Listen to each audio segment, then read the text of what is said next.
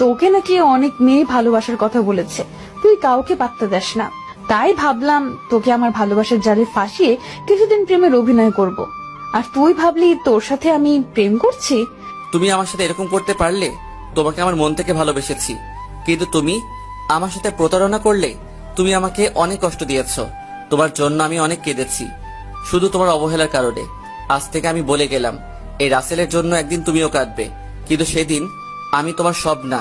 তোর মতো ছোট লোকের জন্য আমি কাঁদবো? প্রশ্নই আসে না। তোর থেকে আমার বয়ফ্রেন্ড আরো ভালো আছে। ও তোর মতো ছোট লোক না, বাংলাদেশের টপ বিজনেস রায়হান, আমার বাবা, গ্রুপ অফ ইন্ডাস্ট্রি লিমিটেডের ম্যানেজারের ছেলে আসিফ খান। সে আমাকে প্রপোজ করেছে কিছুদিন ধরে, তাই তাকে গতকাল একসেপ্ট করে নিলাম। আজ তুমি আমাকে টাকার জন্য ছেড়ে গেলে। আমি বলে গেলাম, সে তুমি আবার আমার ভালোবাসা পাওয়ার জন্য হাত পা জড়িয়ে ধরবে, কিন্তু আমি তোমাকে কোনোদিন মেনে নিব না। আরে যা, তোর মতো ছোট লোকের জন্য আমি তোর হাত পা ধরবো? তুই হাসালি আমাকে। তোর সাথে কথা বলে সময় নষ্ট করে লাভ নেই। আসিফ এসে যদি দেখে তোর সাথে কথা বলছি তাহলে অনেক রাগ করবে। ঠিক আছে, সময় হলে দেখতে পাবি। আমি আর কোনো কথা না বলে বাসায় চলে আসলাম।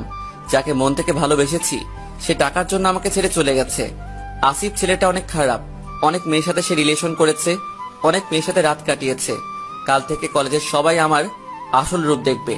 আগে যা রাইসাকে মন থেকে ভালোবেসেছি, এখন তার চেয়ে বেশি ঘৃণা করি। বাসায় এসে আমার রুমে চলে গেলাম, তারপর ফ্রেশ হয়ে আব্বুর অফিসে চলে গেলাম। সবাই আমাকে দেখে দাঁড়িয়ে গেল, আমি ডাইরেক্ট আব্বুর কেবিনে চলে গেলাম। আরে রাসেল বাবা, তুমি হঠাৎ অফিসে এলে? আব্বু, আমার কিছু টাকা লাগবে। এই নাও কার্ড, তোমার যা লাগে নিয়ে নাও, আর তোমার কাছে কার্ডটা রেখে দিও। ঠিক আছে আব্বু, আমি গেলাম। এখন কোথায় যাবে? মার্কেটে যাব কিছু শার্ট প্যান্ট কিনতে। তাহলে গাড়ি নিয়ে যাও। না আব্বু, আমি রিক্সা নিয়ে যাব। তোমার যেমন খুশি। আচ্ছা, তাহলে আমি যাই। ঠিক আছে, যাও, সাবধানে যাবে। তারপর আমি অফিস থেকে বাইরে এসে একটা রিক্সা নিয়ে মার্কেটে চলে গেলাম। মার্কেট শেষ করে বাসায় চলে আসলাম। তারপর দুপুরের খাবার খেয়ে এসে শুয়ে পড়লাম। বিকেলে ঘুম থেকে উঠে ফ্রেশ হয়ে খেলার মাঠে চলে আসলাম। সবাই বলল, অনেক পরে আসলি কেন? কোন রকম কথা কাটিয়ে দিলাম। খেলা শেষ করে বাসায় চলে আসলাম। রাতে কিছুক্ষণ পরে খাবার খেতে চলে গেলাম। আব্বু, আমি কালকে গাড়ি নিয়ে কলেজে যাব।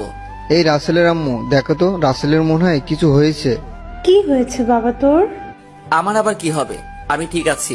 তোমাদেরকে যা বললাম তাই করবে, আর সাথে কিছু বডিগার্ড লাগবে। তোমার কি হয়েছে আমি জানতে চাই না, আমি এখন অনেক খুশি। তুমি যেভাবে বলবে সেভাবে হবে, মাই ডিয়ার সান। আর কিছু না বলে খাবার খেয়ে রুমে চলে আসলাম। তারপর কিছুক্ষণ মোবাইল টিপে ঘুমিয়ে পড়লাম।